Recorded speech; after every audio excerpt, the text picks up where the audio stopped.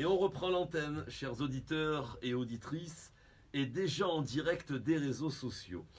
Ça commence à monter. On voit déjà des personnes sur le direct. Alors la personne que vous voyez, elle n'est pas méconnue, bien sûr. D'abord, j'ai envie de dire, dans la ville de Ranana et de Tel Aviv, mais aussi tout azimut dans tout le pays. C'est notre chère Laurence Zemour, dont la réputation n'est plus à faire. Elle est agent immobilier, donc ici en Israël déjà depuis de nombreuses années. Et aujourd'hui, on va essayer quelque part de répondre à pas mal d'interrogations. Tout d'abord, Laurence, soyez à nouveau la bienvenue. Bonjour. Bonjour, merci beaucoup, merci de me recevoir. Mais c'est normal, j'essaye de te vous voyer, hein, si tu vois à l'antenne, mais je crois que je ne vais pas y arriver. Voilà, on dit, on dit que ça fait plus sérieux, mais bon, on est entre nous. Voilà. Tout d'abord, il y a eu pas mal de retombées de ton dernier passage avec Greg Mimouni. Effectivement. Et tu as retrouvé également des personnes qui t'avaient perdu de vue et qui t'ont vu sur les réseaux sociaux.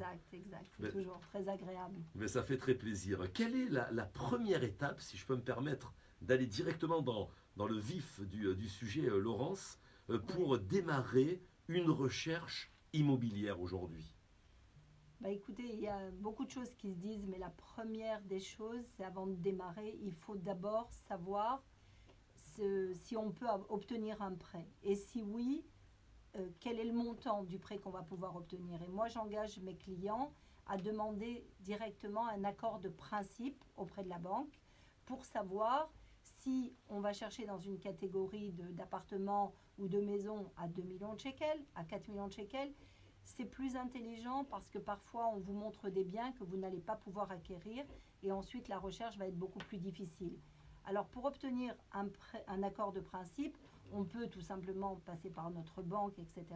On peut également passer par un courtier, comme Greg Mimouni par exemple, de Mashkenta, qui lui va courir auprès de toutes les banques pour nous obtenir les meilleures conditions possibles. Mais quoi qu'il en soit, si c'est directement par votre banque ou si c'est par Greg ou n'importe quel autre courtier, il faut vraiment obtenir un accord de principe.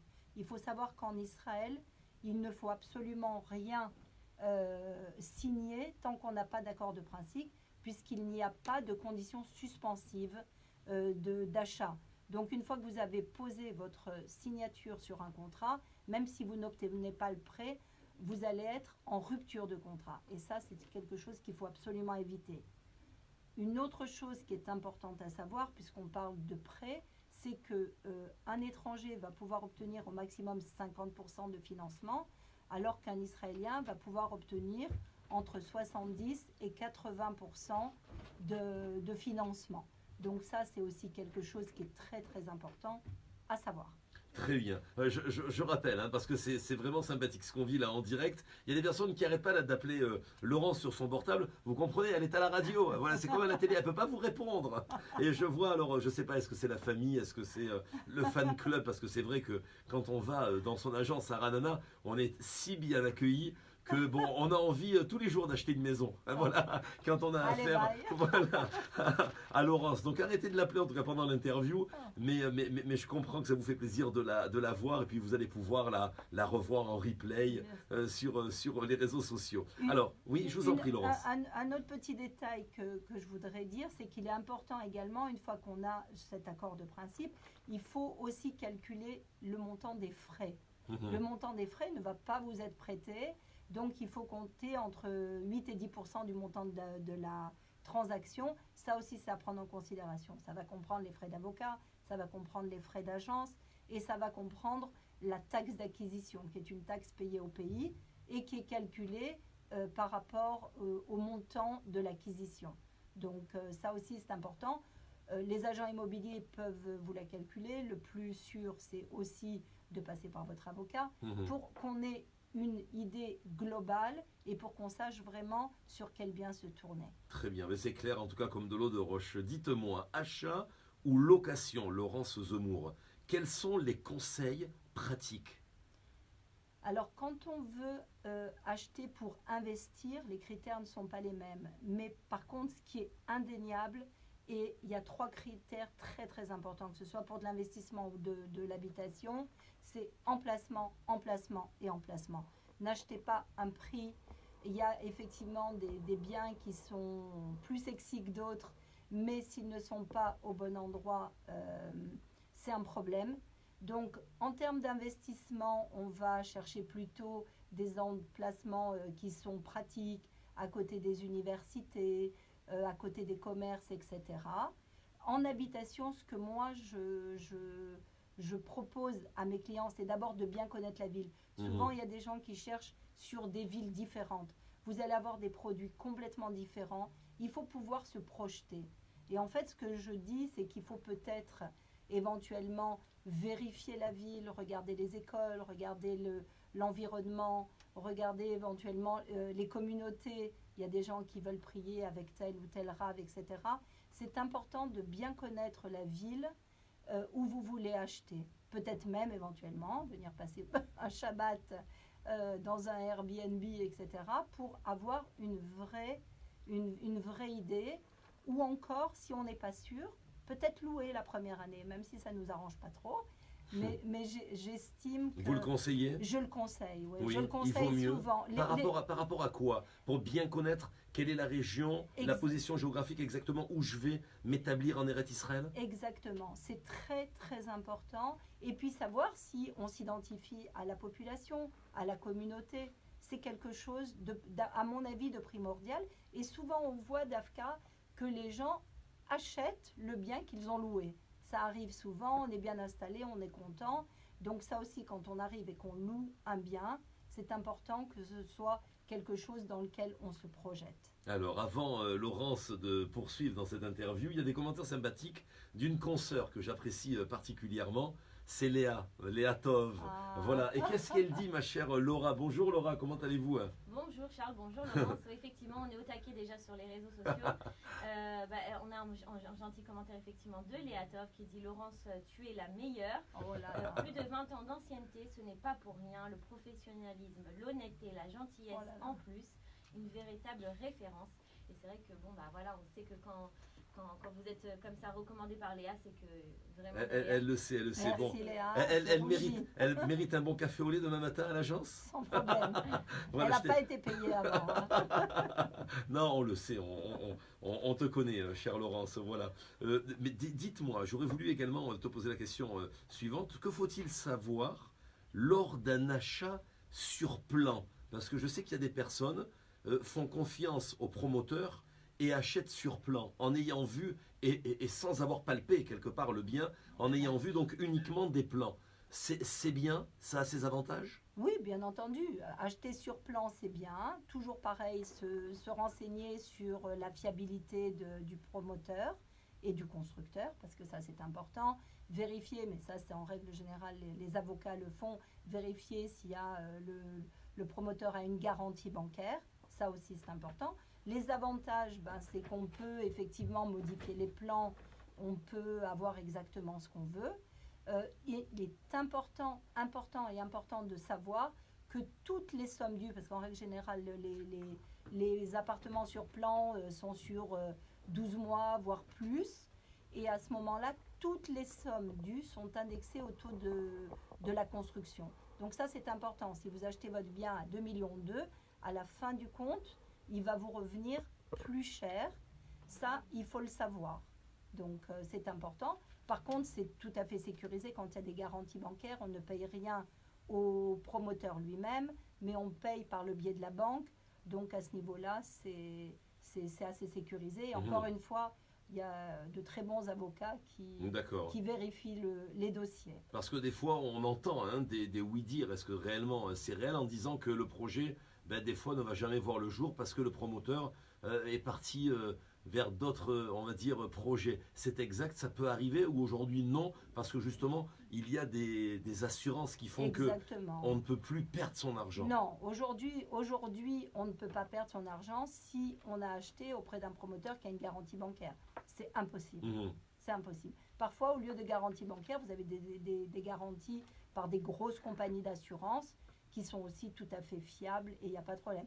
Non, c'est plus comme il y avait avant où le promoteur pouvait partir avec votre argent. Que se passe-t-il au niveau, par exemple, du pourcentage, j'ai envie de dire, de hausse entre le moment du plan, il faut compter combien d'années? 3 ans à peu près, jusqu'à, on va dire, la construction.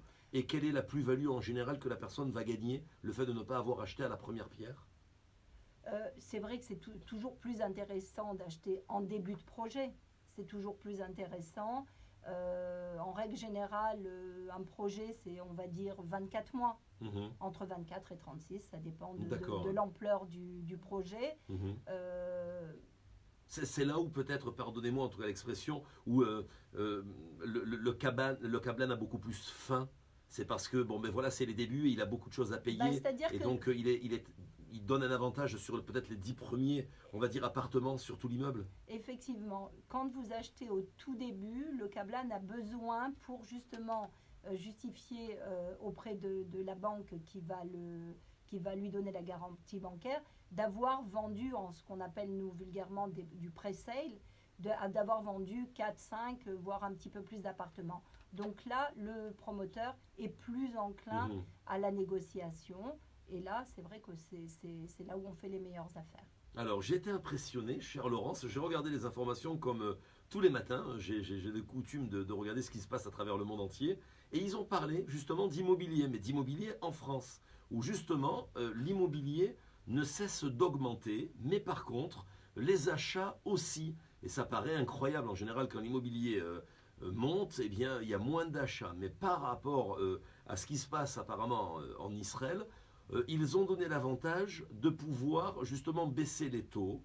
Les taux sont aujourd'hui donc inférieurs et ils expliquent qu'en remboursant beaucoup plus longtemps avec des taux donc inférieurs, permettent quelque part l'avantage, eh bien, à ceux qui vont acquérir un bien en France vont gagner à peu près 35 mètres carrés sur l'achat. Ça veut dire pratiquement, on va dire, allez, 2 pièces sur le bien. Okay.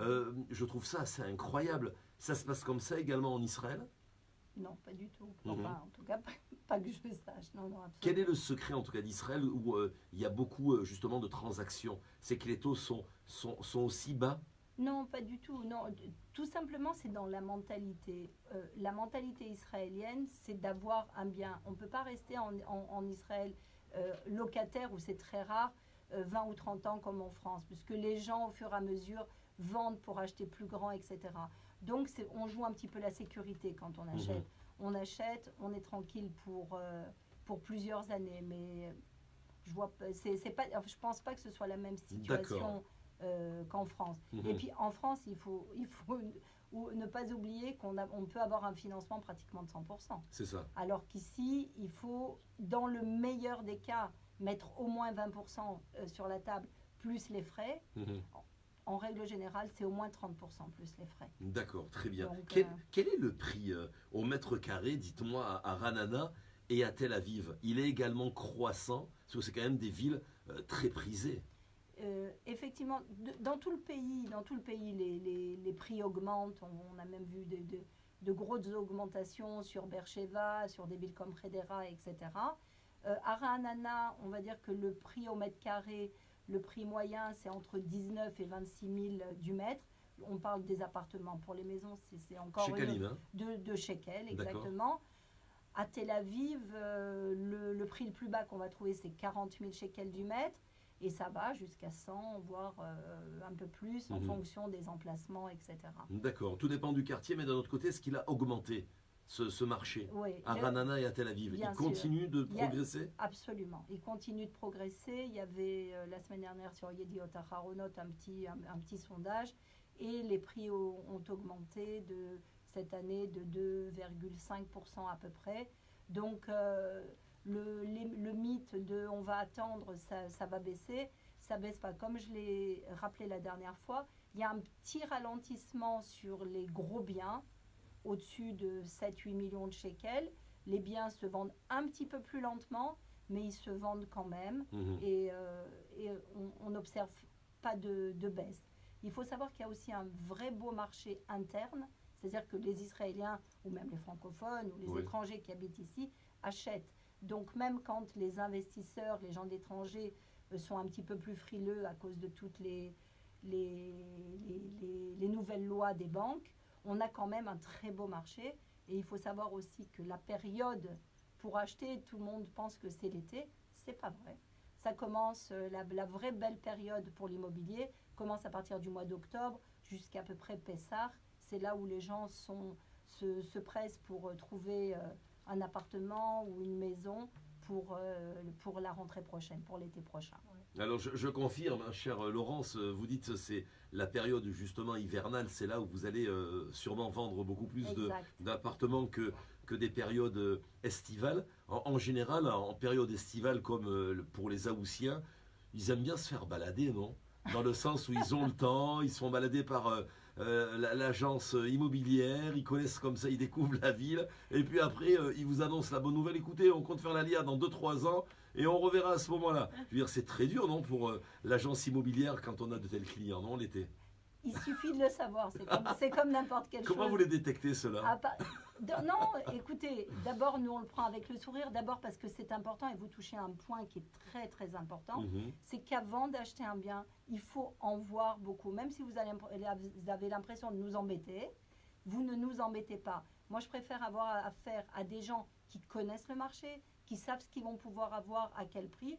Et ça, pour le savoir, il faut voir des biens. Pas simplement regarder sur des photos, parce que parfois c'est un petit peu trompeur, soyons honnêtes. Il faut visiter des biens. Alors c'est haussien, ils nous baladent au mois d'août, mais ensuite ils reviennent et nous, on se fait fort de leur montrer les meilleures choses et surtout de leur donner envie de revenir en hiver. Et les juilletistes, ils ont moins de temps, ils prennent autant de temps que les Haussiens, dites-moi. C'est pareil. C'est pareil, Très c'est la bien. même chose, mais on les accueille à bras ouverts. Cola Cabot. Il n'y a pas de problème. Et Laurence, en tout cas, vous offre la Montalo à l'agence de Ranana quand vous le voulez. Pas Voilà. toujours Tesser, hein, Même si c'est avec l'été indien. Ah, et pas toujours Tesser. Très bien. en fonction de ce qu'on va trouver.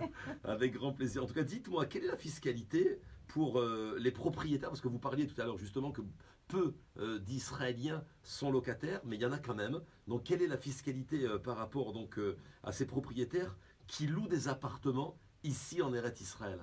Écoutez, il faut savoir que si on loue un appartement au-dessus de 5070 shekels, on est assujetti à la fiscalisation.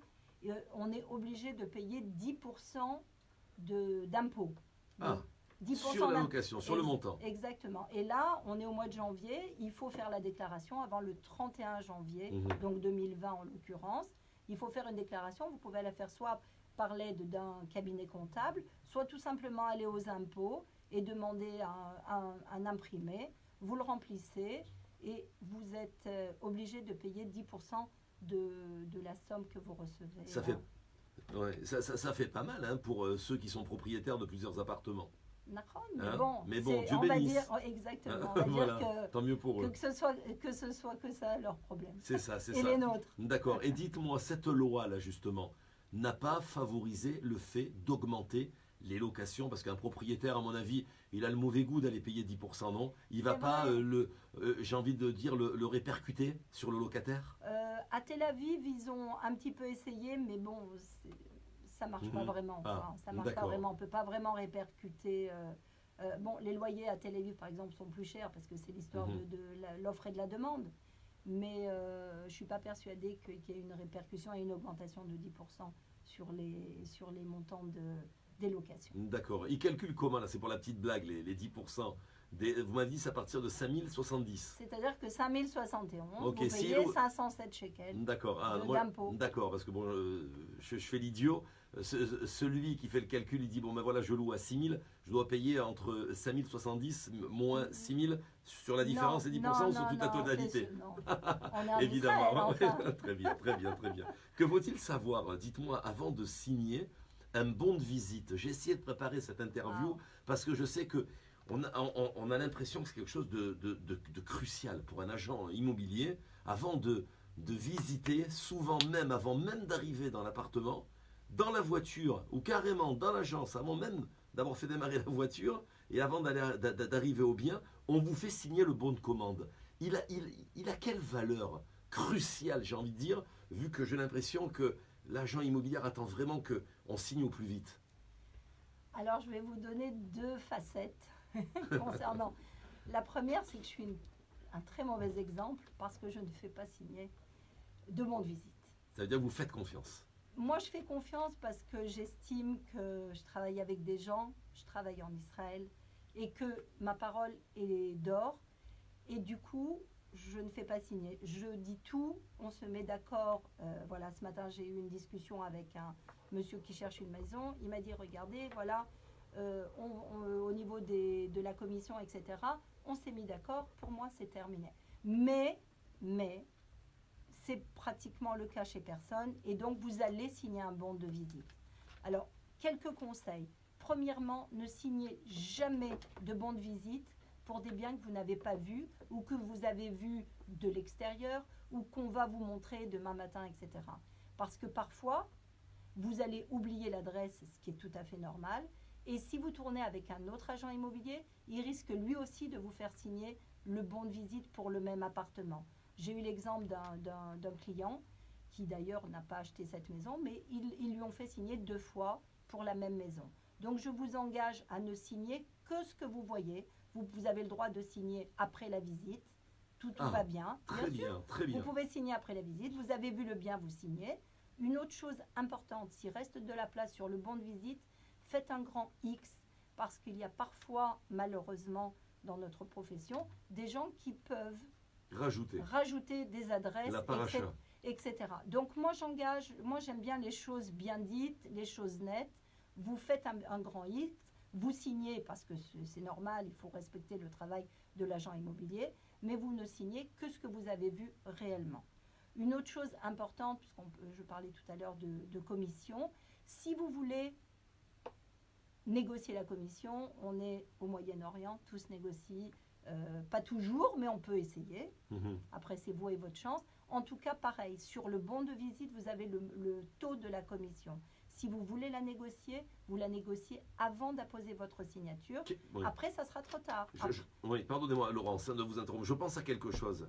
Franchement, vous qui êtes dans le métier, là j'essaye d'avoir de cette interview quelque part quelques petits tipimes comme ça, mais vraiment par rapport à un vécu, par rapport à votre expérience.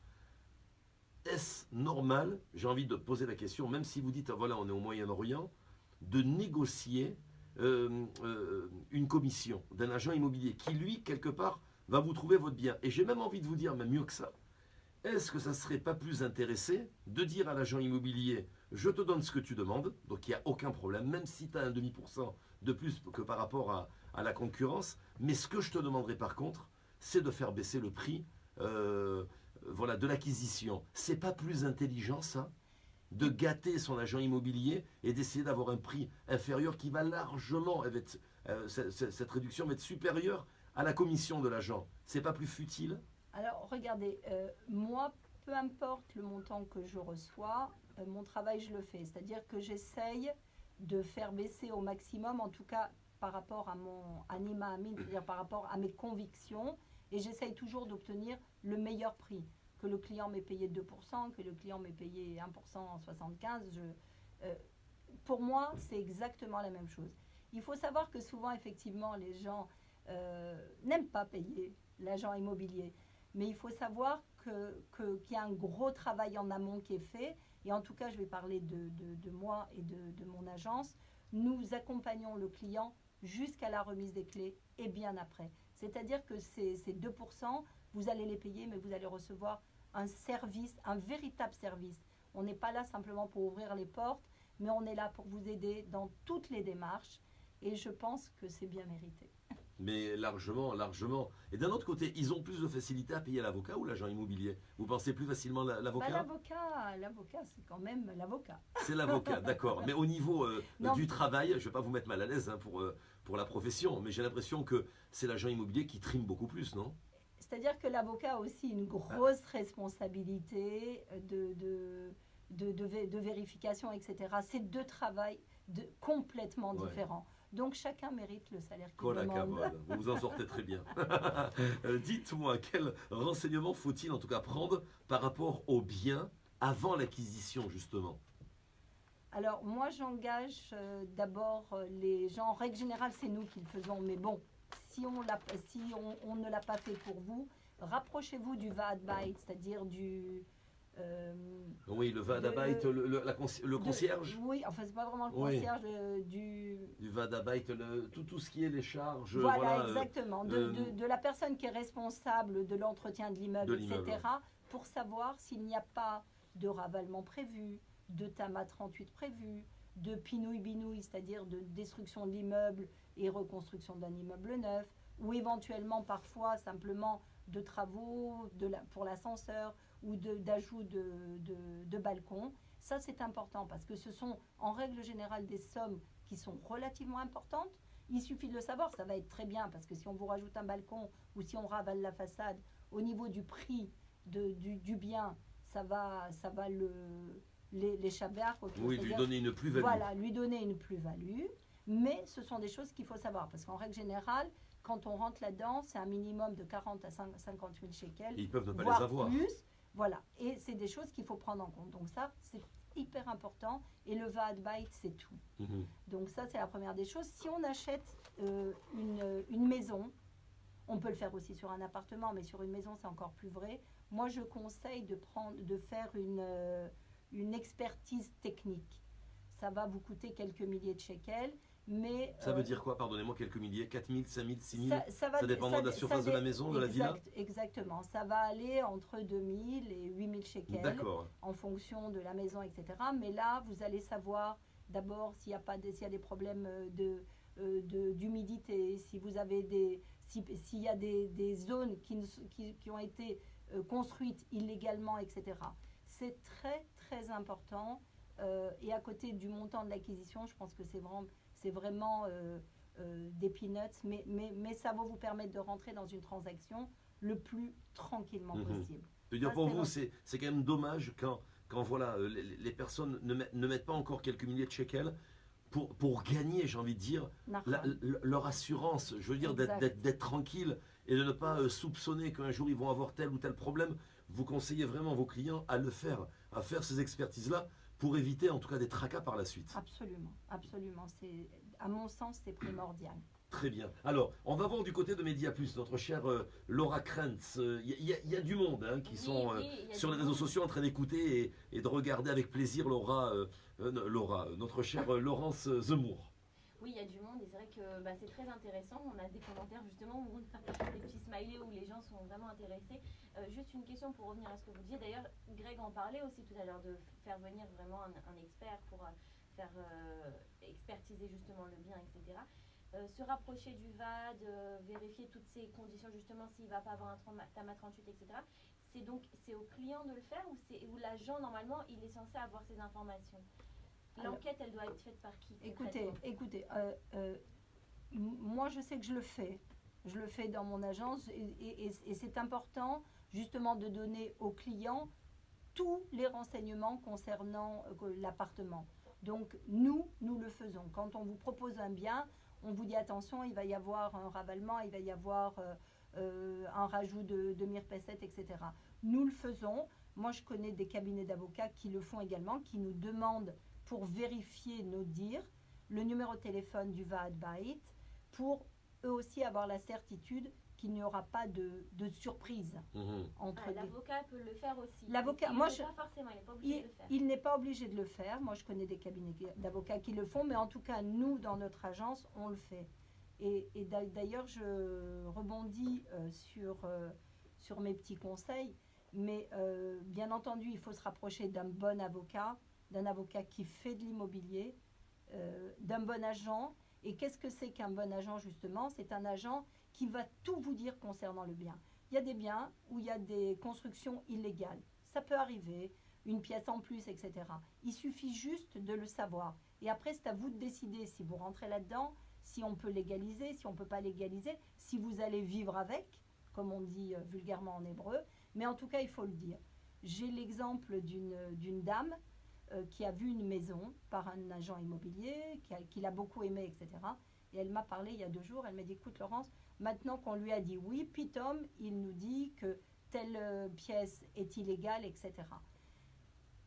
Il faut savoir avec qui travailler. Ce genre de problématique, ça peut arriver.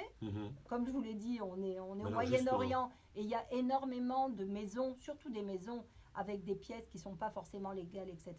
C'est notre rôle d'agent immobilier de vous dire, voilà, je vais vous montrer une maison, voilà, ça, il y a une partie qui n'est pas légale, ça, c'est pas conforme, là, il va y avoir un TAMA, etc., etc. Nous, le rôle de l'agent immobilier et le devoir de l'agent immobilier, c'est de donner tous les éléments qui sont en sa possession sur le bien qu'on vous présente. Et ça, c'est hyper important. Par exemple, on peut vous vendre un appartement avec une très belle vue. On oublie juste de vous dire que le terrain qui est en face, c'est un terrain constructible, qui risque d'être construit, peut-être pas aujourd'hui, peut-être pas demain, mais peut-être dans 10 ans ou dans 20 ans. Mais en tout cas, il faut le savoir. Alors dites-moi, Laurence Zemour, que fait-on dans des cas comme ça? La personne a craqué sur un bien et elle apprend, donc avant quelque part de signer, après qu'elle ait dit oui, qu'il y a une pièce illégale. J'ai envie de vous dire, et alors? Ça veut dire quoi? Ça veut dire, elle ne va pas pouvoir l'acheter, il va falloir démolir cette pièce, ou d'Afka, on peut rendre légal quelque chose qui a été à la base illégal, qui n'a pas été demandé. La bonne volonté à ce moment-là du futur acquéreur, est-ce qu'elle est prise en compte? Il suffit pas de bonne volonté, il suffit de savoir s'il reste des droits de construction. Ah. S'il reste des droits de construction, alors on peut légaliser. S'il n'en reste pas, on ne va pas légaliser. La responsabilité est au vendeur. Ça veut dire quoi? Ça veut dire que le vendeur va vous dire, bon tu sais quoi, comme il va y avoir un PACAR, c'est-à-dire un agent de la mairie qui va venir, j'enlève ce mur, ok, je mets par exemple du placo, etc. Et quand ils s'en vont, je te rouvre la pièce. Ça se fait.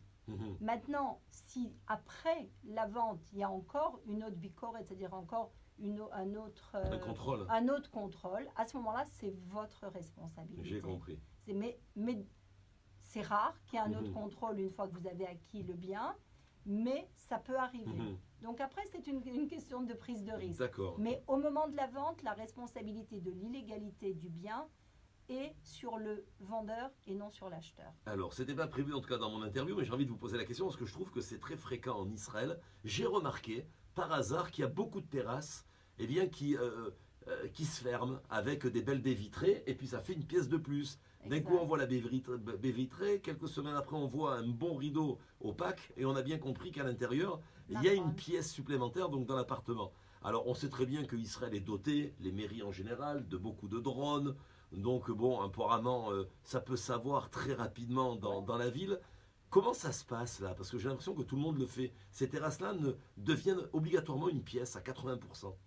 Écoutez, encore une fois, c'est vous et votre chance. Mais si vous êtes pris, ou si tout simplement, il y a aussi beaucoup de délations, malheureusement. Si votre voisin va vous dénoncer à la mairie, vous allez avoir une amende et vous allez être obligé de remettre l'appartement. De démolir. Alors, et l'Arnona dans tout ça, ils ont bénéficié, voilà, ils ont joui de cette pièce en plus de tant de mètres carrés. Ils vont pas, c'est pas rétroactif, payer de l'Arnona? Si, quand même. Oh, les pauvres. Et concernant les drones, alors les drones aussi, par exemple, souvent les gens qui ont des terrasses, etc., ils couvrent et ils font des pergolas. La pergola, vous avez le droit de la faire. D'abord, par exemple, à Ra'anana, il vous faut un permis pour une pergola. Et surtout, vous n'avez pas le droit de la fermer, c'est-à-dire il faut qu'elle soit à ciel ouvert. Alors, les gens mettent du plexi pour ne pas que ça se voit, mais si vous fermez, on peut vous accuser de faire en dessous une pièce supplémentaire, etc. Vous risquez d'avoir un contrôle. Aujourd'hui, avec les drones, d'accord. Ça veut dire que la loi rigole pas. Oui, la loi n'est plus du tout alors au niveau des murs, ça veut dire en béton. Je vois, il y a pas mal de personnes qui font de la vitre. La loi, elle dit quoi réellement? Que ça soit vitre ou béton, c'est la même chose. C'est considéré comme une pièce. À partir du moment où vous fermez un espace qui n'est pas inclus dans vos droits de construction, c'est de la construction illégale, que vous ayez fermé en placo, en vitre. D'accord. Ou peut-être en béton, justement pour la démolition, c'est beaucoup plus facile de faire de la vitre. Donc, voilà, ils ont déjà pensé au fait que tout de suite, ils doivent enlever. Exact. Mais c'est rétroactif, vous dites. Oui, bien sûr. Et puis, bon, vous avez aussi des parkings qui deviennent des cliniques de médecins ou de professions. Bon, on le voit tous les jours. Bon, écoutez, pourquoi pas? C'est comme dirait l'autre. Il suffit de le savoir. Comme dirait l'autre, c'est faisable, mais tant que tu ne te fais pas attraper. Les gars, c'est ça. Voilà, mais le jour où tu te fais attraper, ça chauffe. Très bien. Bon, ben, au moins on sait. C'est bien de prévenir justement nos chers auditeurs et auditrices. Il faut surtout vraiment demander à tout savoir et vraiment insister auprès de l'agent immobilier. Vous avez le droit à Kol Beseder, demander est-ce que tout est légal, est-ce que tout est inscrit. Parfois, je viens de vendre une maison et l'inscription n'était pas terminée. C'était un lot à l'époque où se sont construites 3 maisons. Et quand on est passé chez l'avocat, on s'est aperçu que le eskem chitouf, c'est-à-dire l'accord entre les 3 copropriétaires, n'était pas tout à fait ficelé, n'était pas inscrit au cadastre, Wow. etc. C'est pas grave. Vous le faites après coup. Absolument. Mhm. On s'en est occupé. Les avocats se sont affairés pour terminer ça. La signature a pris un peu plus de temps que prévu, mais ça c'est possible. Donc il y a des choses qui sont tout à fait possibles. Parfois, l'inscription n'a pas été terminée. Il ne faut pas non plus crier au loup pour n'importe quoi. Il y a des choses qui sont tout à fait légalisables. Et encore une fois, c'est pour ça que c'est très très important de travailler avec des avocats qui ont l'habitude de faire de l'immobilier. Il y en a d'excellents, grâce à Dieu, en Israël. Donc, Et francophones. On peut dire et francophone aussi. Bien sûr, Voilà. pas que, mais francophone. Pas que, mais aussi francophone. Bien Voilà. sûr, bien sûr. On a une très bonne liste. Oui, voilà. On va pas les gêner en tout cas, mais voilà. Mais en tout cas, Il y en c'est a vrai qu'ils sont beaucoup. nombreux. Autant à Ranana qu'à Tel Aviv, qu'à Natania, à Les Ashdod, gammes. Jérusalem, Absolument. etc., etc. Dites-moi, vous conseillez de réévaluer quelque part la superficie d'un appartement, car des fois j'ai entendu dire qu'il y a des endroits, des communes qui sont pris dans le compte de l'appartement, comme par exemple, je sais pas, une cage d'escalier ou un couloir, par exemple, dans un immeuble.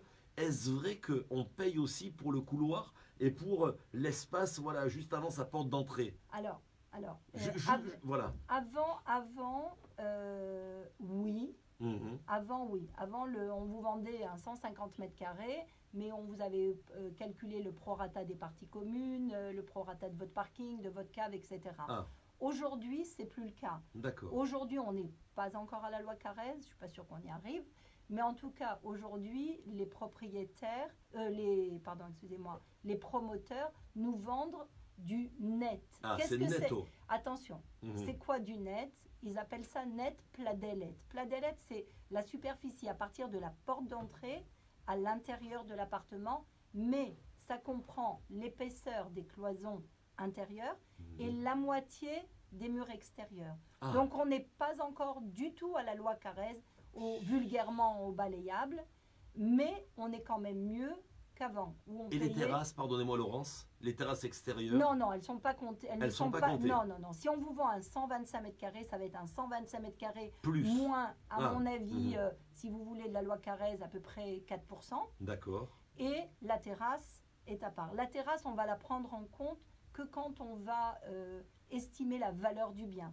On va faire 125 mètres carrés multiplié par 20 000 shekels Oui. et on va comptabiliser la terrasse pour la moitié du Très mètre bien, carré. très bien. Mais dans la superficie qu'on vous vend, on ne vous vend pas du tout Je les, suis 125 mètres carrés ne comprennent pas la terrasse. mais je suis très satisfait parce que j'ai appris vraiment quelque chose de très intéressant. Hein. Tu as vu Laura? Ça veut dire tous les murs intérieurs, ce qui fait partie donc de ta superficie, j'ai envie de dire habitable, hein, c'est comme ça qu'on Exact. l'appelle. Donc là c'est 100% donc des murs, vu qu'ils sont à l'intérieur, tu as le droit d'abattre des murs et donc tu vas avoir une superficie donc beaucoup plus grande. On peut faire Donc un là, loft. voilà, on peut faire un loft, exactement, même si nous on n'a pas tellement cette éducation d'Afrique du essayer. Nord, voilà, mais on peut toujours essayer, on peut toujours se moderniser. Les gars, Mais ouais. effectivement, donc là, c'est 100% donc du mur. Et pour les murs extérieurs, comme nous précise en tout cas Laurence Zemmour, c'est la moitié du mur. Et ça a l'air logique. Il y a la moitié qui est à toi, de ton côté, et tu as l'autre moitié qui est à l'extérieur, qui est... c'est vrai, mais c'est vachement bien fait, je trouve. Hein. C'est racham tout ce calcul. Hein. Non, effectivement, c'est très intéressant. C'est des conseils qu'on ne sait pas en fait. Non, qu'on va non. deviner. Et c'est vrai que même les spectateurs, hein, je le vois sur les réseaux sociaux, Oui. quand vous parliez justement de faire attention, de ne pas signer 2 fois le même bon de l'agence, etc. Il y a Rachel qui nous dit, moi ça m'est arrivé justement. Aïe. Donc voilà, il faut faire vraiment très attention. Elle n'est pas la seule, Rachel. Ouais. Donc voilà, il faut faire attention. Mais un conseil, franchement, allez voir Laurence et c'est tout. Hein. Voilà, et au moins vous serez tranquille. Vous D'ailleurs, aurez- on nous a demandé, vous êtes dans quelle ville, donc je précise pour les spectateurs. Donc Laurence est à Ranana principalement. Et Tel Aviv. Et elle travaille donc sur toute la région aussi. Du Ouais, Sharon, Tel Sharon. Aviv, Voilà. Herzliya, Ça, voilà. Kfar Saba, etc. J'ai envie de résumer, c'est un peu comme le Futé Magazine. Hein, quand certains ils me disent, ah, Futé Magazine, c'est Natania. Non, oui, nous avions des bureaux à Natania, mais bon, il est diffusé à Jérusalem, à Ashdod, à Ashkelon, à Tel Aviv. C'est la même chose. Laurence, en tout cas, se déplace, son équipe se déplace, parce qu'il n'y a pas bien sûr que Laurence Zemmour hein, dans Exact. toute l'équipe voilà, de l'agence immobilière. Et ils font le trajet de venir vous rencontrer, de chercher un bien. Ils sont en collaboration également avec donc des promoteurs dans la ville de Natania, Ranana, Herzliya, Bat Yam, à Tel Aviv, etc., etc. Et même si vous cherchez un bien beaucoup plus loin, et ça rime, Laurent se fera un plaisir de vous diriger Absolument. vers votre rêve et vers votre position géographique que vous souhaitez, ma chère Laura. Oui, Oui, on a une question. Alors c'est précis. Je ne sais pas si vous avez forcément la réponse, Laurent. elle a toujours la Voilà, réponse, Laurent. Wow. c'est une question de Hubert Sidbon qui veut savoir que pensez-vous du projet Jabotinsky avec Yanouv comme Kablan. Je ne sais pas si vous en avez entendu parler, moi personnellement non. Ouais. Et il nous parle de Ra'anana. Sûrement. C'est Ranana ou Natania? Bah, Il faudrait bien Jabotinsky, préciser. Yanouv comme Parce que Kablan, Jabotinsky, ouais. c'est rue Jabotinsky, il y a une rue Jabotinsky à Ouais. Natania. Oui, mais Oui, il y a Jabotinsky de partout. Il y en a hein. de partout, c'est vrai. C'est vrai. C'est pas- comme la rue Akiva, oui. Disons que si on va faire comme ça. Si c'est à Ra'anana, Yanouv est un excellent promoteur. Et l'emplacement de la rue Jabotinsky, c'est en plein centre-ville. Mon agence est juste à côté. Donc c'est un excellent emplacement. Donc après, si Ils peuvent y aller. Monsieur Hubert veut me téléphoner, avec plaisir, je me mettrai à sa disposition pour vérifier si on parle du même projet. Donc on en profite, mais avec l'accord bien sûr de Laurent Zemmour, quand on donne le numéro de téléphone de nos invités, ils ne dorment plus la nuit parce qu'il n'y a pas d'horaire en Israël. Hein, ils pensent que les horaires de bureau sont vraiment extensibles. Alors on se permet de donner votre numéro de Avec téléphone, plaisir, Laurence? avec Alors grand Du plaisir. coup, Hubert, vous pouvez appeler directement Laurence au 054 735 35 14. 054 735 35 14. voilà, avec ce serait un plaisir. Voilà, en tout cas, c'est un câblette qui fait sûrement de belles choses. Oui, absolument. D'accord, très bien. Eh bien, c'est parfait. Je crois qu'on a fait quand même le tour de tout. C'est très intéressant.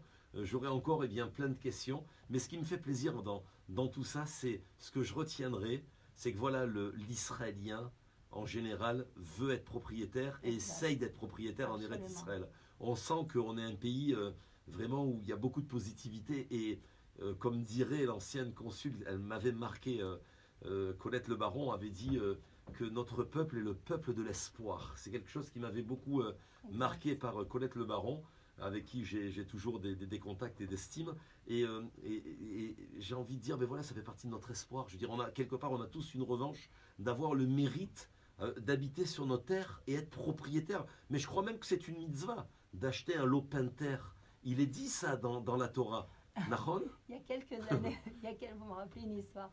Il y a quelques années, j'ai eu affaire à un monsieur adorable Mhm. et qui n'était jamais venu en Israël. Et donc, je commence à tourner avec lui, etc. Je lui ai dit, écoutez, je peux me permettre, vous n'êtes jamais venu en Israël et d'un coup, vous voulez acheter un appartement. Expliquez-moi, je ne comprends pas quel est le processus. Il m'a dit, écoutez, chère madame, c'est très simple. J'ai été à une conférence d'un rave, je ne me rappelle plus de quel rave c'était. Et justement, il était question justement de cette mitzvah, d'avoir un lopin de terre en Israël. Et le Rav a dit, peu importe, ça peut être une concession, ça peut être un appartement. D'ailleurs, on dit que c'est une mitzvah d'acheter une concession. Ça peut être une concession, ça peut être un appartement. Il m'a dit, écoutez, sincèrement, je préfère acheter un appart qu'une concession. J'ai trouvé ça très mignon et vous venez de me rappeler cette belle histoire. C'est Donc incroyable. voilà, à propos mitzvah.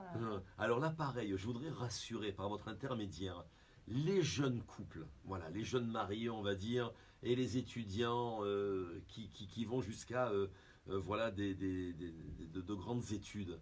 Il y a aujourd'hui, justement, parce que c'était le projet Carlon, d'essayer d'avoir des prix vraiment intéressants, Ouais. même quitte à les décentrer un tout petit peu des Exact. villes. Vous pensez qu'on y est arrivé? On a ces fameux prix, on va dire, à la française, avec HLM+,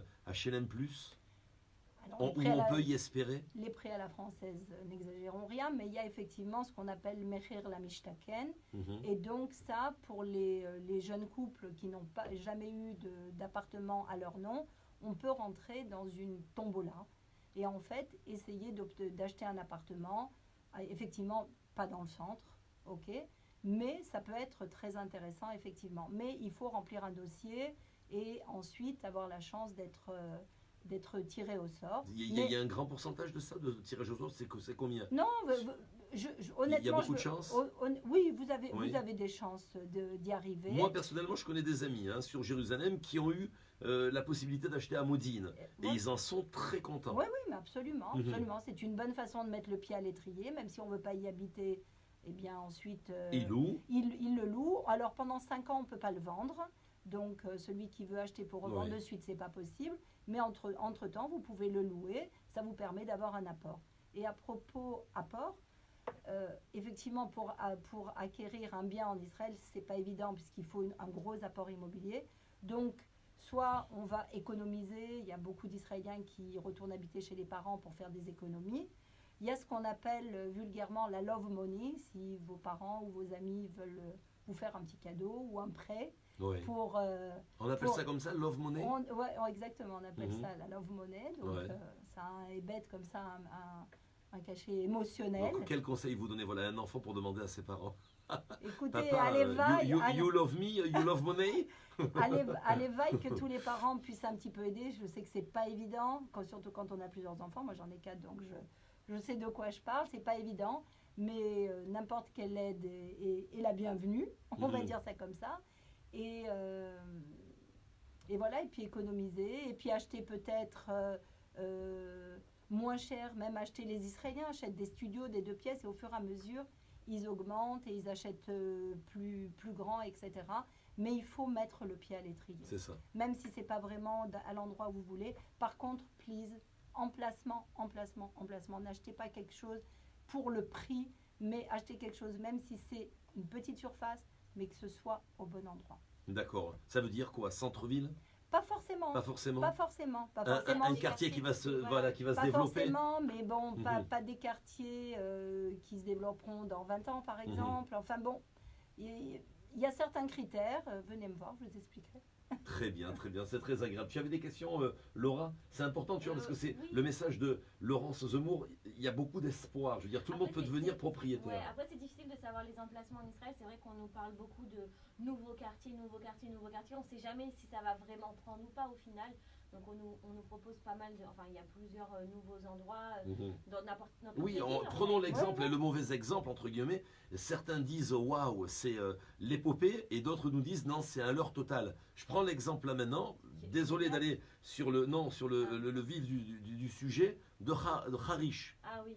Voilà, Harish. Alors certains disent c'est l'épopée, et d'autres disent ah non, c'est une ville fantôme. Il y a que des locataires parce qu'il y a que des gens qui ont voulu faire de la plus-value, et donc c'est un peu délaissé. Vous êtes d'accord avec ça? C'est-à-dire qu'il faut faire attention, effectivement, si on achète dans un endroit où il n'y a que des investisseurs qui vont acheter là-bas, c'est un petit peu problématique. Oui, c'est ce qu'on entend. Problématique. Il y aura énormément d'appartements sur le marché. Du coup, la rentabilité, elle ne va pas être aussi bonne que ce qu'on pensait. C'est ça.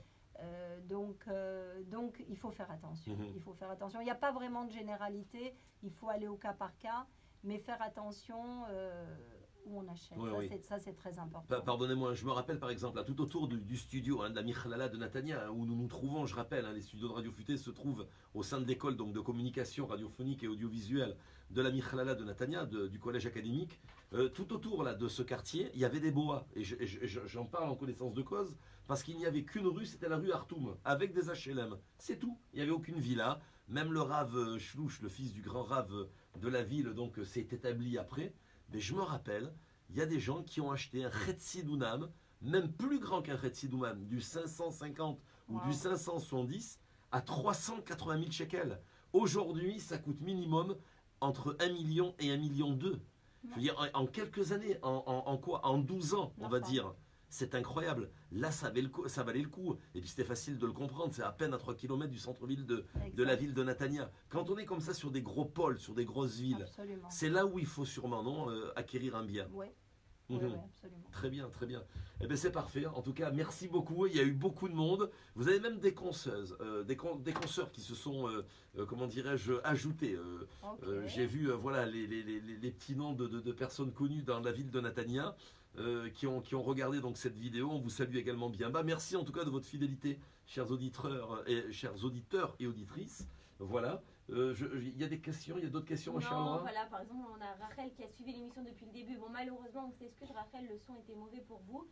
C'est peut-être un problème sur votre téléphone parce qu'on a vérifié et tout fonctionne correctement. Moi, je lui conseille de monter le son de son, de son portable. Merci d'avoir suivi le live alors que vous entendiez pas très bien. Elle cherche un bien à Batiam. Alors Laurent, je lui donne quand même votre numéro de téléphone. Avec plaisir. Et Laurence vous répondra.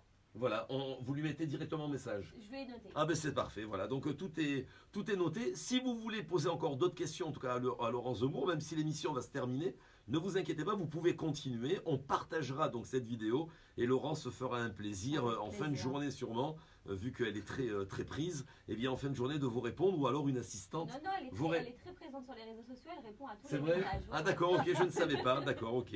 Donc elle doit avoir sûrement un chauffeur, et elle doit le faire au moment où elle se trouve, voilà, au moment où elle conduit, où on la conduit. Voilà, en tout cas, merci beaucoup, chère Laurence. Avec J'ai pas vu plaisir. le temps Merci à passer, vous. sincèrement. Moi non plus. On Merci s'est- de votre accueil. Ouais, ben, c'est la moindre des choses. On s'était dit, pas rendez-vous dans 10 ans, mais on s'était dit 10 minutes. Et Baruch Hashem, on a passé, je crois bien 45 minutes voilà, à l'antenne. C'était un plaisir. Revenez quand vous le Merci. désirez. Merci beaucoup. Et surtout, merci pour ce que vous faites pour les Avec personnes qui plaisir. souhaitent s'établir en Eretz Israël. C'est également une mitzvah, votre métier. Avec un vrai. De voilà, tout d'abord, de bien les conseiller pour pas qu'ils se trompent, parce que on peut pas jouer avec, bien évidemment, ces personnes bien pensantes qui veulent faire et s'établir en Eretz Israël et vivre une mauvaise expérience, car on a Absolument. déjà vu avec des gens qui ne sont pas malheureusement, Exact.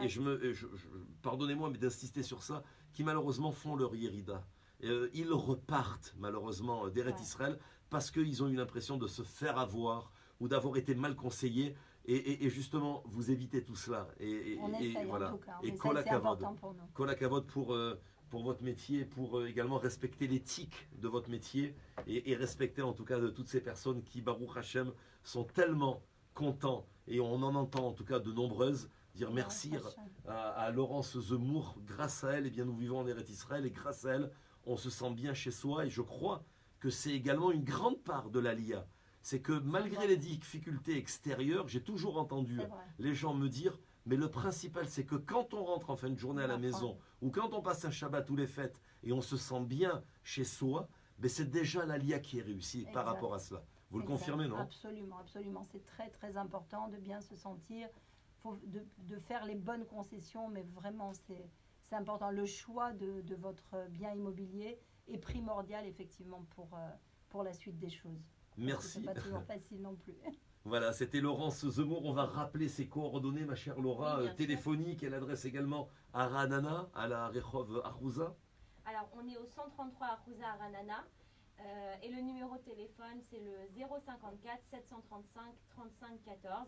054 735 35 14. Merci beaucoup. Merci à vous, Laurence. plaisir. Merci de votre venue à Natania. Merci. Voilà, un bon retour, à bientôt. Merci. Merci de nous avoir, en tout cas, chers auditeurs et auditrices, suivis depuis ce matin sur le live Facebook, sur Radio Futé. Également, merci aux auditeurs qui écoutent cette émission le vendredi matin, pour toutes nos ménagères qui nous envoient comme ça des beaux messages. Et je vous rappelle que la rediffusion est 1 heure après la Havdalah, 1 heure après donc la sortie de Shabbat. Vous pouvez réécouter, parce que justement, on vous met sur Radio Futé le vendredi, parce qu'on sait très bien qu'en général, vous ne travaillez pas, donc à partir de 10h du matin, vous pouvez écouter donc le Forum Futé. Mais au-delà de cela, 1 heure après Shabbat, rendez-vous Motzei Shabbat sur, bien sûr, l'antenne de Radio Futé. Et le dimanche, c'est pour l'international, c'est pour les personnes qui peuvent nous suivre donc sur les réseaux sociaux. Voilà, tout est dit. Merci, à la semaine prochaine. Bye bye bye, et surtout, beaucoup de bonheur chez vous, en Israël et ailleurs. Toda Rabba.